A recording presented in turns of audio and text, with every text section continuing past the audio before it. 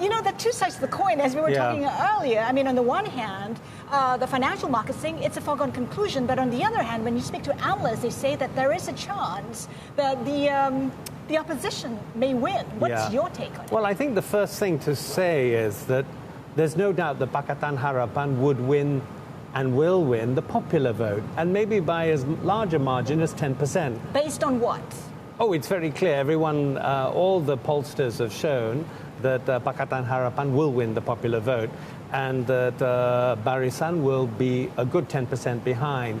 This brings into question issues of legitimacy, yeah? Whatever you do with gerrymandering, with malapportionment, with a resistance to new voters in order to boost the chances of winning, all well and good. But whoever forms a government must have legitimacy. So this cannot be denied. The next point to make is that, you know, democracy is messy. And of course, markets want everything smooth, everything clean. But maybe it's going to be a little messy. Maybe there will be a very close shave, in which case markets will have to pause. We cannot say for certain that this will be a slam dunk for BN. Will there be implications on the reconciliation of the country after the election? Well, I think, to be frank, and I've spent a lot of time on both sides of the terrain, there's some very, very bright young people on both sides, most of whom have little kind of engagement with the grand royal battle between the Mahadirs and the Najib Razak and the Anwar Ibrahims. For them, they're representing their communities, their candidates, they want to discuss policy issues.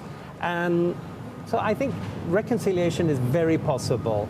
But at the very top end of the game, you do have a candidate from Barisan who, let's face it, faces a major trust deficit. One of the issues for this election is the 1MDB scandal. Alia spoke to the CEO of 1MDB, and this is what he has to say. Take a listen. Confidence has now come back. You can see international investors have committed to invest in TRX, for example, with HSBC and Prudential setting up headquarters. And number three, we're moving forward. So if you look at the 1MDB issue in the scale or ranking of things that are important to Malaysians, it's way down there. Essentially, Arul Kanda says confidence is already back, that the opposition has, in a way, no business in bringing up the 1MDB issue. Well, I think, to be frank, you know, Malaysia is a remarkable country. It's an economic story that still can go very, very high.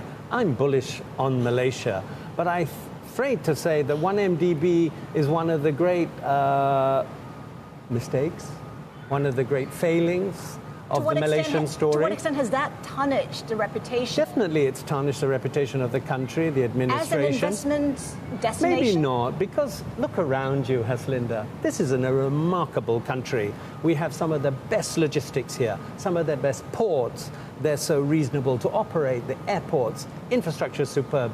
The human resource here is superb. It's all about getting the soft infrastructure in place.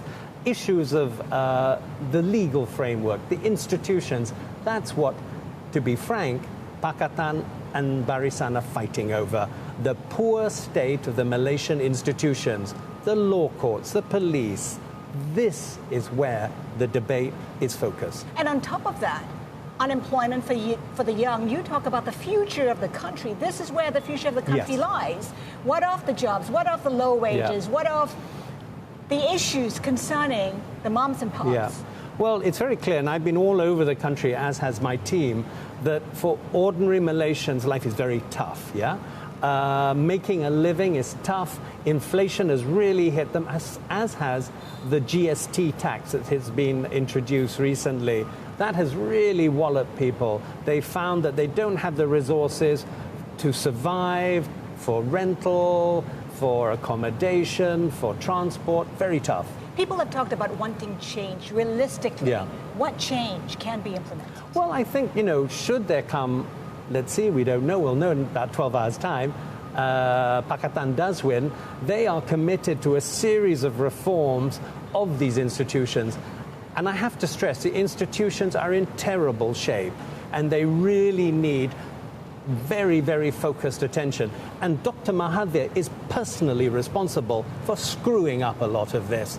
He has to clean it up. I am no fan of Dr. Mahathir, and as a writer and a columnist, he has destroyed the independent media here. But subsequent prime ministers have done nothing to improve the situation. Similarly with the law courts. So Dr. Mahathir, you are responsible for this mess. You better get us out of it. And that is very, very important, and he knows it.